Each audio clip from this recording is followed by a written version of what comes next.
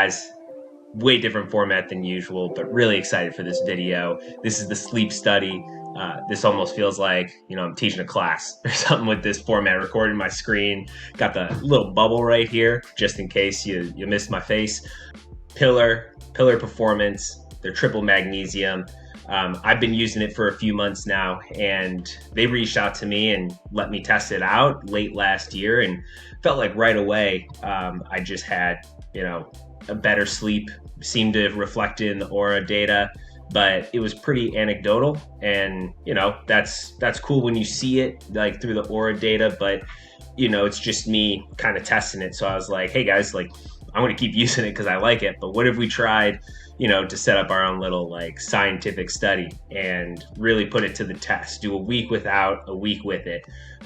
Now I'm going to just take a little quick pause there, and this is not super scientific. I have a little bit of background in physiology. It's what I studied in college, and I've read scientific papers. I know how an experiment is kind of supposed to be written, and this is just basically taking and removing the triple magnesium. I'm not controlling for anything else. I've got kids, I'm working out, I'm not changing anything about my life. The best way to have done it would have been take me somewhere 2 weeks, do a full week of sleeping, just very regimented day, and not taking the triple magnesium, and then doing that same week and taking this triple magnesium. But that's just not doable. And if you guys are looking and interested in this, this is probably one of the ways that you would test it as well. Just, hey, 1 week without, 1 week with it, and can I find anything? Did it help? How did I feel? So I'll try and go through all of that. We're going to look at some workouts, kind of what I was doing the week, just see, did I have anything to drink? Was I going to bed too late? Was I waking up in the middle of the night? What was going on? And just compare the weeks and just kind of my thoughts at the end of it. And we'll kind of start off. This is the Pillar product. This is right now just from their website. It's going to be available on the feed exclusively in the US. This is the product that I go to first with Pillar. They have some other cool ones, but this is just super cool. Magnesium, it's a mineral, it's an electrolyte. Your body doesn't make it, so you have to supplement with it. And this powder is the best when it comes to every other one that's on the market. So the main ingredients is the magnesium glycinate dihydrate, or they also call it like the bisglycinate. So that's the main one that you're really looking for, and this has at least 1,000 milligrams of that per scoop, if not more. And the hardest part about this has been it's hard to pack that much into a powder or pill or anything, but to make it taste good on top of it is also super difficult. And this is my favorite flavor right here, the berry.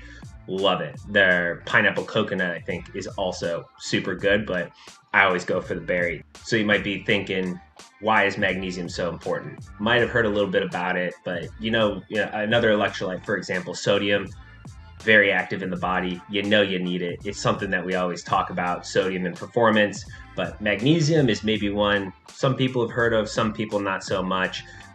Most of the available forms have just not been for athletes. It hasn't been super bioavailable when it goes into your body, and it's just, not really made specifically for performance.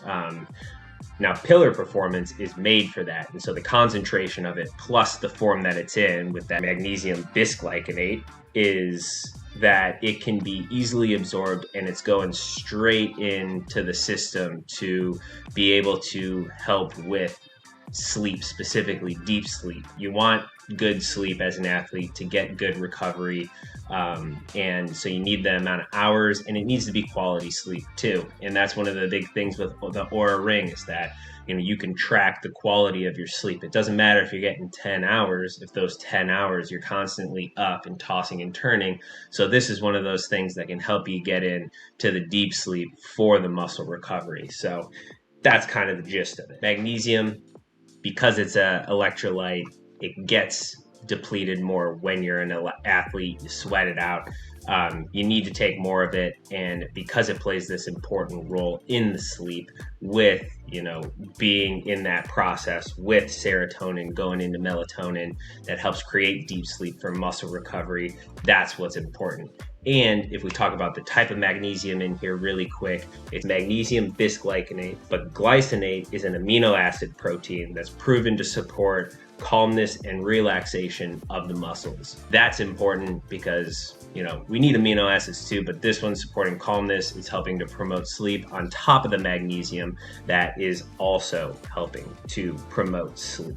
So magnesium is a vital micronutrient to sleep because it helps support the hormone synthesis for sleep. So it's a cofactor in the synthesis of serotonin, which the brain transforms into melatonin. So, on a little fancy chart here, you have tryptophan. We all know that from turkey, Thanksgiving, helps promote sleep. But then that helps get created into serotonin, which is then created into melatonin, which then helps you go to sleep.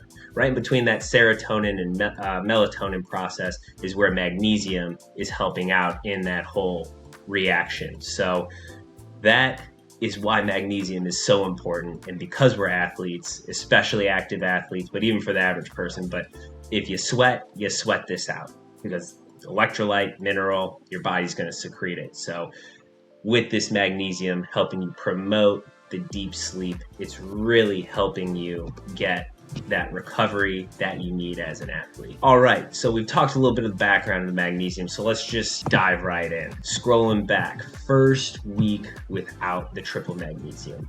Ignore all the red here. It's been done. Sometimes I don't hit the check mark. So you could see this is, it says a 20-hour week on here.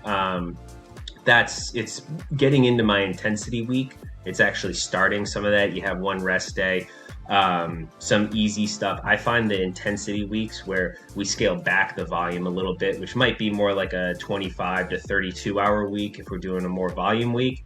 It really kind of punches me. You can see right here on this 15-minute 70.3 watt cycles, that is more of a volume-esque workout, and this rest day kind of signifies the transition to the first day, February 18th of the intensity week.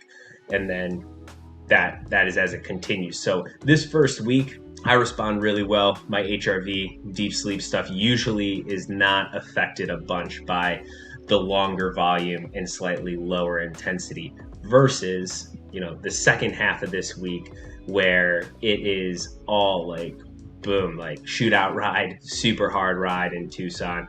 Fartlek pyramid, we got hill sprints into LT. Like there's a lot of hard workouts here. And then we look at this week, we continue that with like an easy day, but then we do 400s, basically best average, like 3 times 400s, only a minute in between each, but with a full lap of walking in between each set of 400s. And the short hill strides, a little bit easier. And I was getting pretty tired by the end of it. We got some more 70.3 watt cycles on there. So overall, not bad. A little note here, February 14th, Valentine's Day. Just going to say off the bat, had a drink there. And I also made a trip because, you can see this is Tucson. I don't live in Tucson. I live in Phoenix. We had a little trip here down to Tucson. So we'll get into some of that stuff. Basically did no pillar performance at all from February 13th all the way through the 19th, and then I started up with it. So going on to Aura, here we go. Here's the deep sleep time right here, February 13th. So you can see deep sleep. This is the volume cycle that I'm talking about. I did a lot of volume and we kind of cycled the intensity phases, but you can almost see where it happens with me. And I was taking pillar, way before here, and you could see some of the great amount of deep sleep that I get, especially during the volume phase. And now right about here, 13th, 14th, 15th, and then boom, it starts to drop. That is from, probably not taking the pillar. Plus, if we come over here, 15th, 16th is a rest day. I believe that was just about, maybe it was just absorbing it. But then I had probably my first intense day on February 17th. So, you know, the workouts maybe weren't super hard, but I will say this is when I traveled, and I know probably the reason why this wasn't as good is because I traveled to Tucson and we were sleeping in a different bed. I actually have one of those cooling mattress pads, so usually when I leave that, the sleep quality comes down a little bit as well, plus the no pillar. And then on top of it, my daughter, we were in a pretty smaller area, doesn't always sleep well when we travel, but I took the whole family along, made a little bit of a gamble, and she didn't sleep well at all. So we were up kind of, my wife was actually the one who was taking the brunt of it because I had a breakfast that I was speaking at in the morning, and so she, if we had the Oura ring on her, you'd probably see it way down, and she wasn't taking pillar performance this week either. So both of our sleep quality went down, probably hers more so. So I salvaged something from that. And then I did, you know, after that kind of episode of having the not great sleep in between these days, and then even this night not being great, but doing the shootout ride, you could see, you know, still under an hour. That dotted line is kind of my baseline for what's going on, and it's just kind of hanging out down low. And that's just, you know, when I'm not taking it, when I'm getting tired, it's just not the best quality sleep overall. So we look at deep sleep. We'll go through, I don't really look on the Oura ring at sleep score that much or activity burn or anything like that. I basically just go to the exact metrics that I want to see. So the average HRV, I like to look at HRV and resting heart rate. I basically look at those two, and then I might start looking at, you know, REM sleep, deep sleep, to just get a little bit more insight. Let's see here. So February 13th, you could see HRV back and forth. This is relatively low. Had some hard workouts. Like I said, I also had a beer on February 14th. So you can see how that can kind of affect you as well. So I think of pillar as kind of almost this buffer, this insurance policy as well. So if I do have a beer, if I don't have, you know, the best sleep hygiene going in, it's kind of my insurance policy. I'm able to take some pillar and know, like, hey, even if it's not the best night's sleep, I'm going to get some quality out of this, and it could have been worse without it.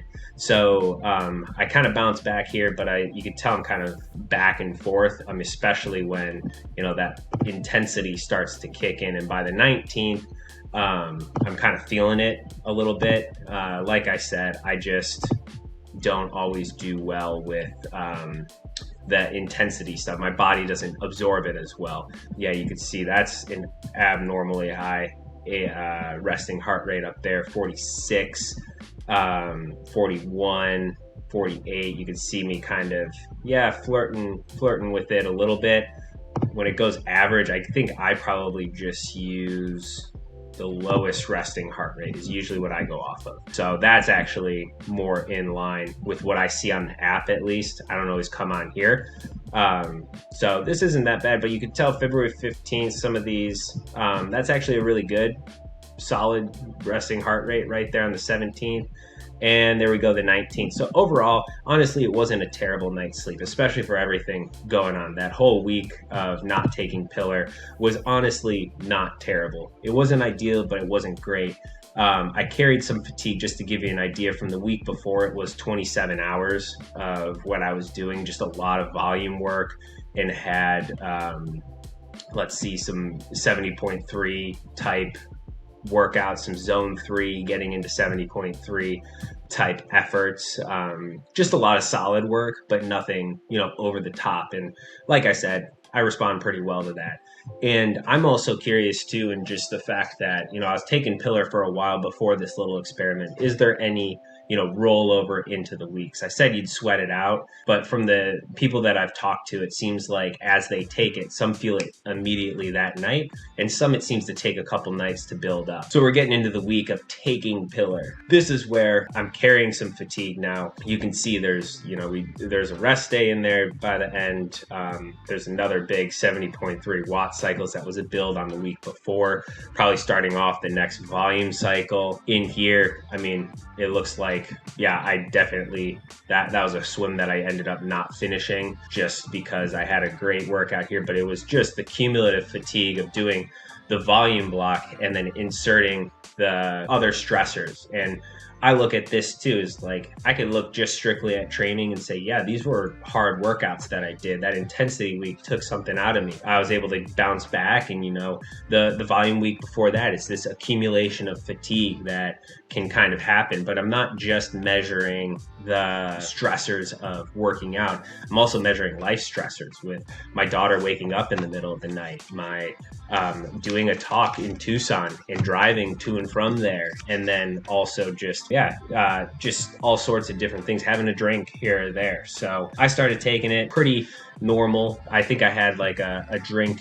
in here as well. I feel like the weeks were pretty similar though. My daughter had another bad night's sleep in here at one point where she was kind of up. So there were some effects on the sleep. So we're going to the 26th. That's the 20th to the 26th. And I'm even going to take you, I'm cheating a little bit and taking you a couple days after because there were some interesting things. So we'll go back to deep sleep time, going over to the 20th. So took my first night, you could tell it took a little bit to where it kind of built for me, and it went down and up. And then by the end of the week, like I said, I was pretty fatigued. I kind of jotted that down because I just knew it took a little while for it seemed like the pillar to kick in for me. But by the 27th, which is, like I said, one day after, I had some great deep sleep in there, and you could see the trend as it kind of goes up. If we had this best fit trend line, you'd see it's increasing on this week instead of starting way back here. It's more decreasing. So that's where overall I'd say that's a win for pillar, and this is just due to different stressors from day to day.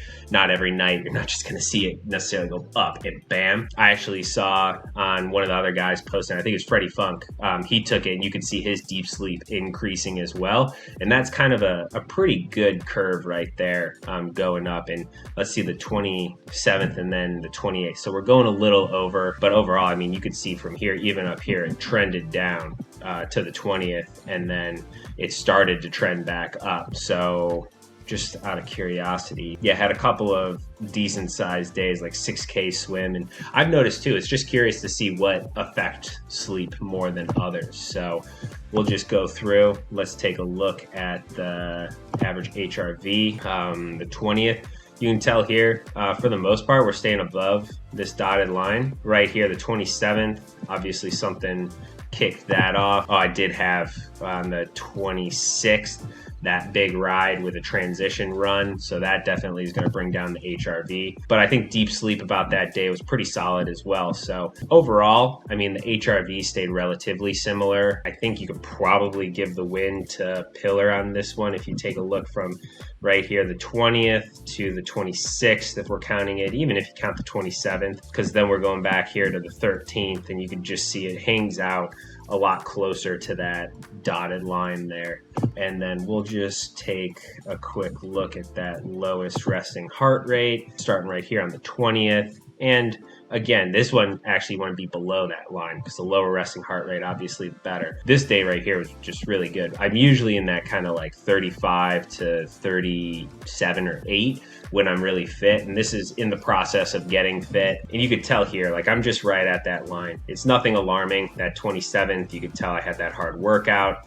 It bumps it right there. So overall, I mean, we spend all day just going through these different ones. Just for fun, we'll look at the sleep scores overall. And I actually don't exactly know how Aura calculates their sleep scores specifically. But for me, my 4 indicators even, but I look at the 2 main ones, resting heart rate, HRV, and then I've been looking a lot more at deep sleep, especially since learning a little bit more about this. And I also look at REM a little bit, and then just, restlessness, like if I'm tossing and turning a lot, all that sort of stuff. I don't really bother too much with SpO2 because I'm not at altitude, which is just oxygen saturation. So you could kind of see my sleep's like it's It just goes back and forth. I've never scored 100 on auras. Look at that. You can tell I'm fatigued here even.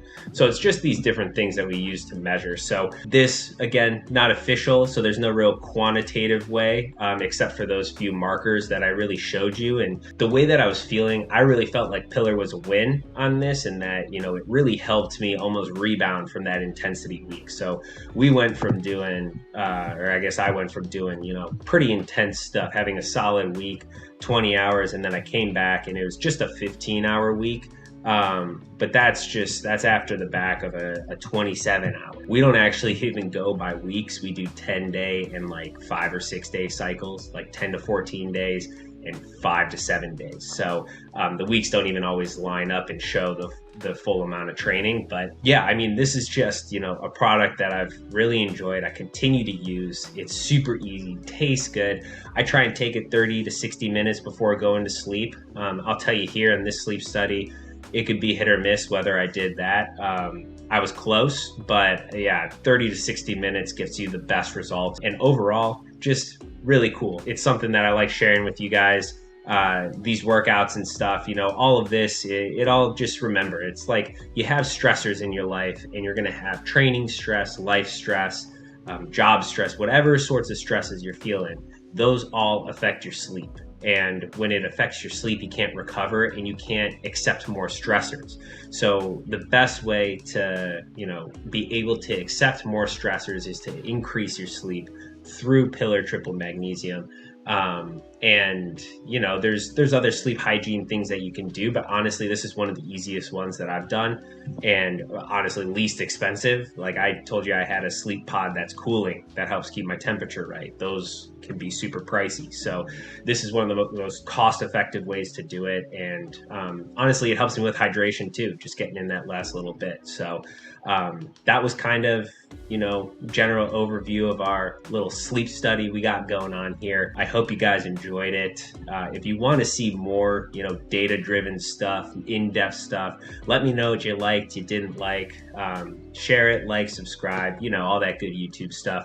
And just thanks again for taking a look at this, because I like sharing the products that I actually enjoy using and would use regardless of, people giving it to me or not. I love the sport, and I love, trying to find the products, and the stuff that I use is all stuff that I think is going to take me to the next level. So thanks again, and stay tuned for more.